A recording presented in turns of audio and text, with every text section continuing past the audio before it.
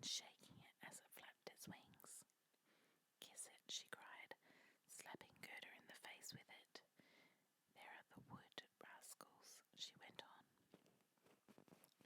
pointing behind a number of bars which had been put across a hole in the wall above.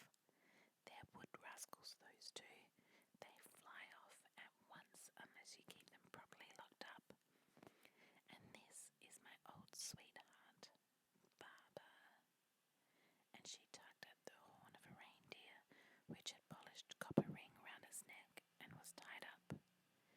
"Here's another one we'll have to hold on to, or he'll be off.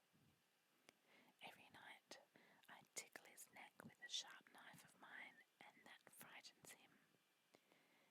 And drawing a long knife out of a crack in the wall, the little girl ran over the reindeer's neck. The poor creature lashed out with its legs, and the robber girl laughed and pulled Gerda into bed with her.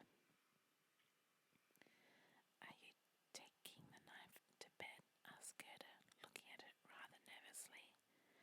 "I always sleep with a knife," said the little robber girl. "You never know what may happen. But tell me again what you told me about little Kay and why you've come into the wide world." So Gerda told it all over again, and the wood pigeons went on cooing in their cage above, while the other pigeons slept. The little robber girl put her arm around Gerda's neck, and holding the knife in her other hand, fell into a loud sleep.